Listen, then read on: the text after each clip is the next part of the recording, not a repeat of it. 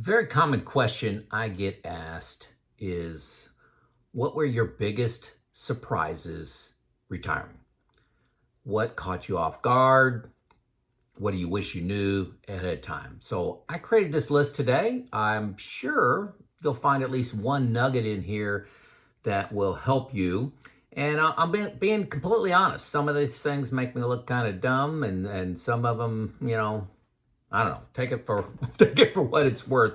But this is seems to be a common question. I get it in the comments all the time. Get an email with all the clients I talk to. So here you go. I planned a lot for retirement. I'm currently 59. I retired when I was 54, about 4.5 years ago.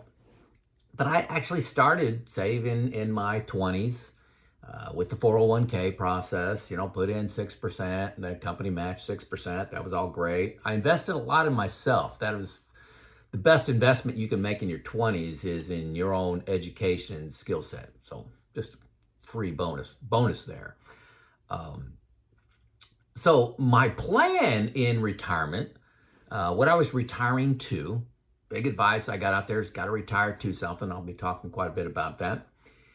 Is I was planning on working about 40 hours a month in a passion area, coaching and consulting in reliability and maintenance. That's actually my skill set from work, from my 32-year career at a large company, is going in and creating cultures of reliability, reducing cost, increase efficiencies, increase morale of the people, increase results, really all good stuff.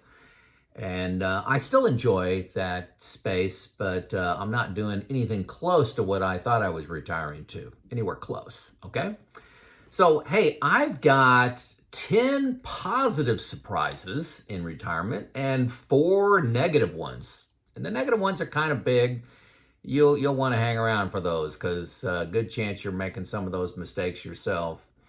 So, number one positive, extreme lack of focus on money compared to pre-retirement. I don't think about it that much. I don't think about my investments. I have a process once a quarter. I look at things. I manage in buckets. I look at my investments, how they're returning, decide if I want to make any change. 99% of the time, I do nothing. Okay, I'm just working the plan. That surprised me because pre-retirement, I was doing a lot of work, a lot of spreadsheets, a lot of analysis, a lot of worrying, a lot of studying. I just don't do that much right now.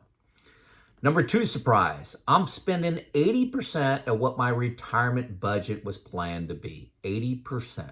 Okay, so now this is my basic spending like food, shelter, clothing, that kind of stuff. I saved a lot of money, cut the cable. And a big surprise for me is not, and this is embarrassing, is I don't drive my second car, the family second car. My wife has a car, I have a car. I don't drive it at all, 2,000 miles a year. And that saved a lot of money on gas and insurance, actually, too, tires and things like that. And that was just a little bit of a surprise. I'm spending less on healthcare than I was expecting. Okay, so that was good, positive surprise. Number three, a huge focus on health, diet, exercise, and learning. I'm down 20 pounds. I was down 40 pounds. Okay, guys. Now I've creeped up a little bit.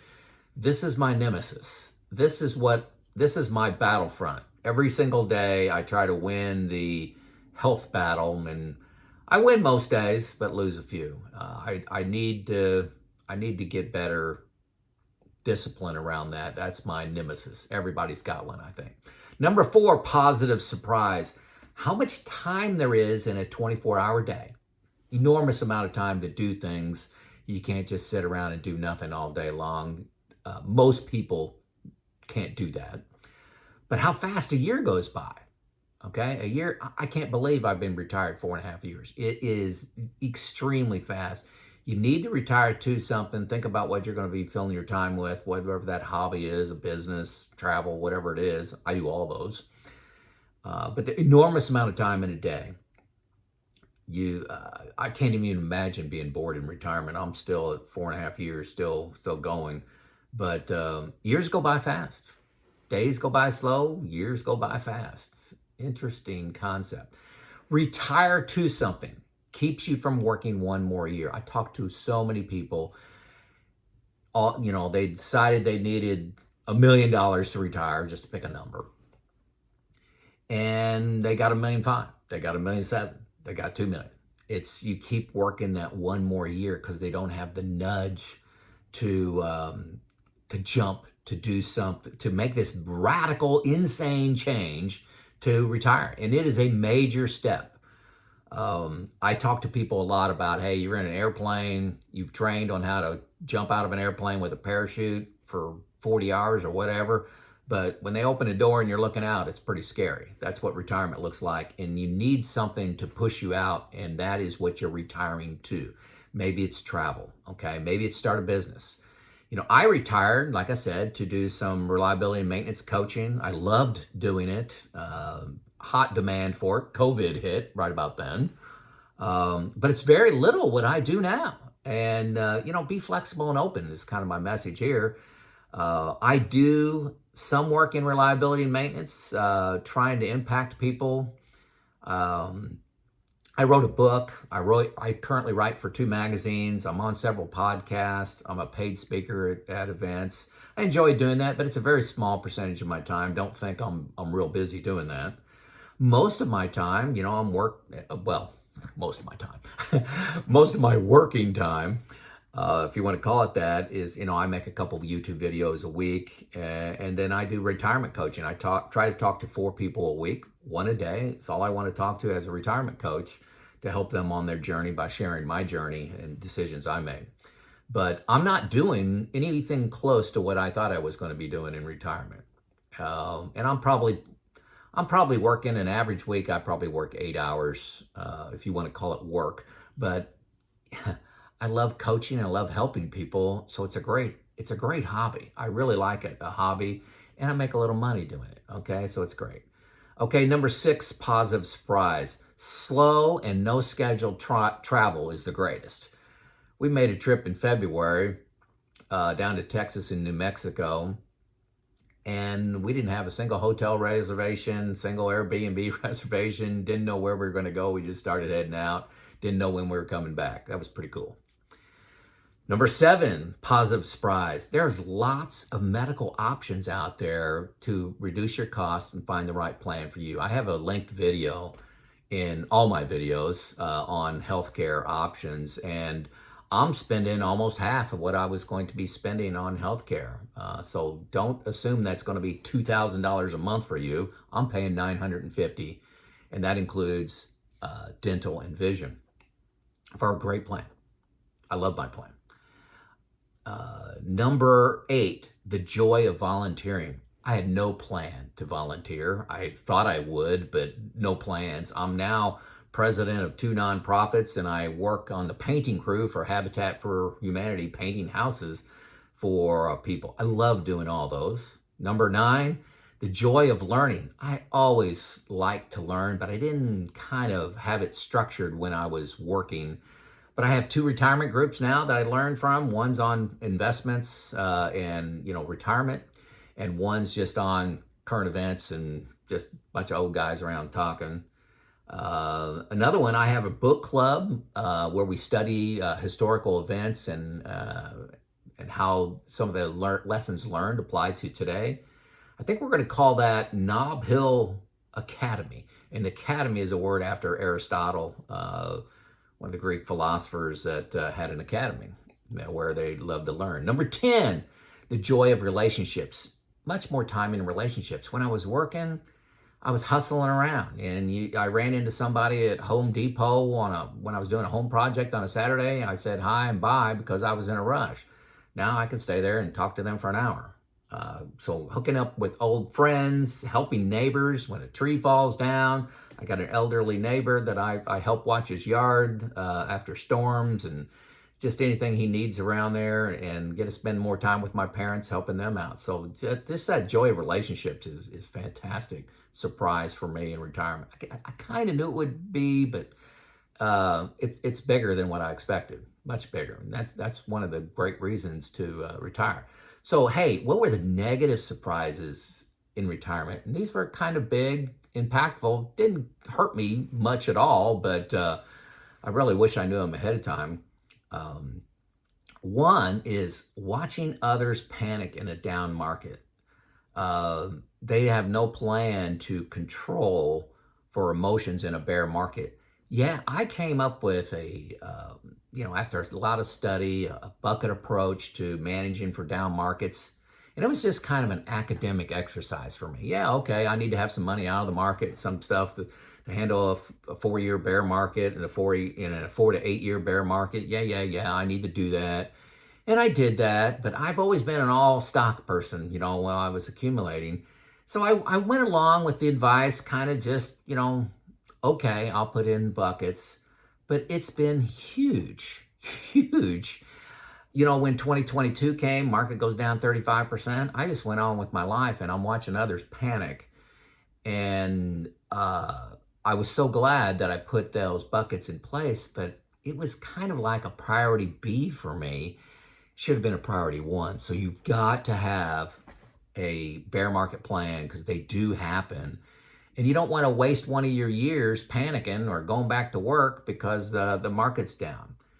And related to that, I have a retirement group that I run things by as a sounding board. If I'm wanting to make a change to my investments and they tell me, hey, Joe, that's stupid. Or that, their job is to tell me what's wrong with, what could go wrong with what I think about. And then also don't go it alone. I mean, I just kind of stumbled into this. Yeah, it'd be nice to have a retirement group. Yeah, let's do that. It's kind of a B priority. But in the trenches, while you're retired, having somebody to bounce ideas off of, a coach that's got your best interest in mind, just so powerful. And don't go it alone, folks. Some people reach out to me, but I have my link turned off to secure an hour with me because I'm overwhelmed again. I don't know what to do. I did find some guys at Pickle. There's a link, 2 links down in the hit more, show more underneath the title.